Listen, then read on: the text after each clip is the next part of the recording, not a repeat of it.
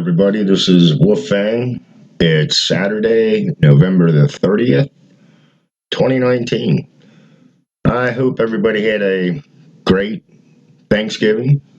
I hope there weren't too many arguments, pies being thrown, stuff like that. Our Thanksgiving was pretty good. I did a short video. But today, I want to talk about a standing watch if shit hits the fan. And people, do you have a group of people? Will you be able to stand a 4 hour watch?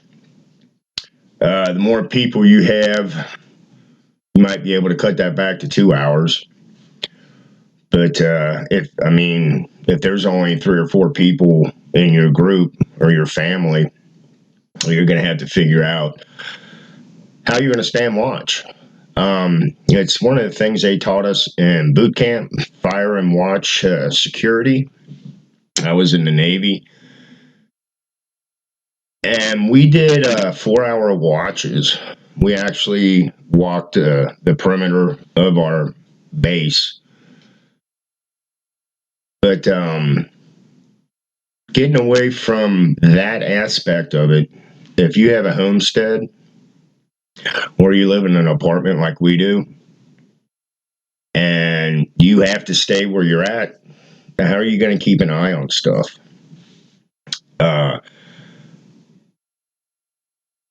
You need to learn where your blind spots are, what people can hide behind,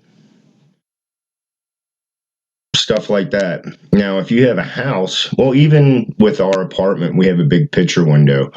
There's natural shrubs that you can use to discourage people from getting close to your window. Your hedges that have the long thorns on them, maybe even rose bushes if you want to go that far. But there's different shrubs out there that you can use to put in front of, not to block your view, but a deterrent, make it a little tougher for somebody to actually look into your window. But like I was saying, it's a standing watch. Like I said, you do a 4 hour, even if it's just, keeping a lookout, looking out your window. There's all types of scenarios that go along with that. Now, if you have a homestead, like some of the YouTube people I watch that do have homesteads, they have a nice little piece of land. So, there's some work right there that they're going to need people in their group that are going to be capable of doing a perimeter search, just walking the perimeter. Anything unusual. And this isn't just at nighttime, it's 24/7 doing this kind of stuff, especially if you have a homestead. Because you've got a lot of land. And you want to make sure that you protect the people on your homestead or the people in your house or apartment. Like I said, it goes, just stand and watch goes a long way. There's a lot of thought to be put into it. You definitely have to know your area. If you're bringing people into your group that don't know your area, do a walkthrough with them. Show them, say, hey, look, I know this is a blind spot over here, or we have some stuff over here. So you would have people walk the perimeter 24/7. Because people will sneak up on you in the daylight too. I know it's easier at nighttime, but if it gets that bad, you're going to need eyes and ears constantly on what's going on. So, like I said, saying that, stand and watch. It depends on how many people you have in your group. If there's four of yous, can you? Well, see, and that's the other thing. You doing a watch like this, never, ever, ever. I cannot emphasize this enough. Never put somebody out on patrol by themselves. I don't care how Billy badass they think they are. You never do that. It's called the buddy system. Always two. And if you have a big area, you might have four people out there. So, I mean, keep this stuff in mind. Also, along with doing your fire security watch, standing watch, you need that communication. So, your walkie-talkies, your two-way radio, those will be essential in this standing watch. So, the next step, are you going to have a log? Are you actually going to, because in the military, we had to log everything down. Are you going to go ahead and go that route? Even if your people are out there doing the security watch, are you going to have them with a notepad so they can write down what they see? And so when they come back, they can let the next group that's going out, let them know, hey, something suspicious over here. Or if you have a fenced-in area, maybe a section of the fence is down. These are things that you need to pass on. And if you have animals too, if you notice any wolves or coyote, any predator out there that may mess with your livestock, whether you have chickens or rabbits, whatever you're raising for food. Hell, there might be some people out there. There's cattle ranchers and stuff out there.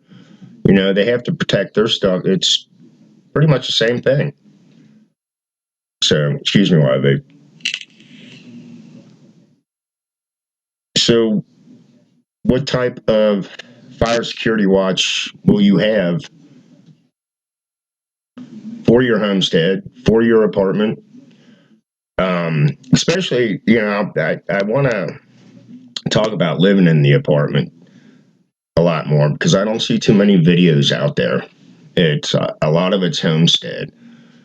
And I know a few people that live in apartments. So how do you watch? Our only view that we have, the way our apartment is set up, is front window and back window. We have a window in the bathroom, while we have one side that we can see. We have a blind side because of the apartment on the other side of us. So, my security cameras and stuff like that won't work if we have no power. And I guarantee you that's going to be the first thing that goes. Your power goes out, then your security cameras, unless you have some type of a generator or solar panel that will actually operate that. That's something I really need to look into. I even told the wife the other night, I said, I really want to look into getting a solar panel, something that, because our back bedroom gets the sunlight big time. And just the way that sunlight comes through our back window, I know we could use a solar panel to generate that. And so the security system that goes along with your security watch. As I said, where I live, I would stay inside. If it got really bad, we would get the heck out. We wouldn't stick around. But just to, look what's going on outside, the way I have my system set up, we could keep an eye on that way. If we had the solar panel to operate the camera system we have. And that, and I've been looking at security cameras for a while now, and yeah, they have the Wi-Fi ones out. I'm skeptical. I'm on the fence with that. The system we have, they are hardwired. They're not Wi-Fi. If your Wi-Fi goes down, if the Wi-Fi antennas go down, period, nobody's going to be able to use anything. Plain and simple. That's how I look at it. If I'm wrong, somebody tell me. I'm not going to argue with you either way. But it's just my thinking. So, back to doing your security watches, as I said, do you do a 2-hour shift or do you do a 4-hour shift? How would you work that out? The more people you have in your group, can you take? Let's go with a number. Let's just say you have 20 people in your group. I kind of understand that maybe not everybody's going to be able to go out there and walk around for 2 hours or 3 hours, whatever it may be. They may have a bad leg, health issues, asthma, who knows? I mean, seriously, the more people you have in your group, the more issues you will find. Not, I don't know how to word it. Not render, not slow you down. Well, it depends on the people in your group. And I get it. Everybody is not healthy. They may come into your group healthy, but what if they are doing a security watch one night and just accidentally trip over a log, sprain their ankle on a rock? I mean, there's all kinds of crap that can happen. So if that does happen, say it's me, and I twist my ankle really good. Well, I'm kind of useless for that job now. Might as well go to the mess hall and peel potatoes. I'm just saying. You never know. But the security watches that we did, if I remember right, I think they were in 4-hour shifts, and it was through. In boot camp, like I said, I was in the Navy. Our security watches didn't start till like 5 in the evening because all day long we were either out in the field or sitting in a classroom. So, but I mean and I know this topic's been thrown out there. I know it has, but I'm giving my perspective. I'm sharing my thoughts on it. Um, and the other thing is, what if somebody doesn't believe in having weapons? Are they going to be in your group? Because I know if I'm doing a watch, I'm doing fire security watch, I am going to be armed. I am not going to be walking around out there with a friggin' flashlight. It's not happening. I'm sorry. And actually, I did security work for a while. Well, actually, a year for this company, and that was the kicker. We I worked day shift and night shift doing a security watch. We had a patrol car at one time, and then they took the patrol car away from us, so we had to walk this business district, including a garage. It was good exercise, but we weren't allowed to have. The only thing we had was radio. I had nothing. I had not even a flashlight. I asked this company. They're like, no, the insurance would cost us too much. Oh, so you don't want to pay the insurance, but the people working for your company, their lives don't matter. Anyway, I'm not going on a rant on that company, but it was BS. It really was BS. So, doing your fire security watch, you should be able to be armed, whether it's a sidearm or a long rifle, um, and have some type of communication, mainly a walkie-talkie. If you can have a walkie-talkie, if I can spit the word out. We have two. We have Midland, and they do good. They do real good in a flat open field, but when you live in an area where you have either high hills or tall buildings, the reception on them, it's not going to go 5 miles or 10 miles, whatever that Midland that we have is rated. But anyway, I just wanted to do a short video and give that thought about security. Wherever you live, however many people you have in your group, and how you're going to work this out amongst the people with you. You know, who do you think's going to be good for security watch? Who's a person that's really good at observing what's going on? And remember, you're going to have to do this 24/7, especially on a homestead. And having a homestead, that's going to be a handful. That's definitely going to be a handful.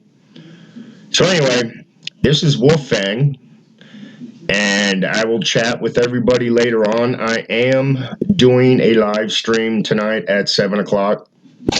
I'll try and get that posted as my cat's over there play around. But I hope to see you tonight, 7 o'clock, and maybe we can discuss this security matter a little more. Standing watch. Can you do it? I'll see you guys later. Thanks for watching. Bye.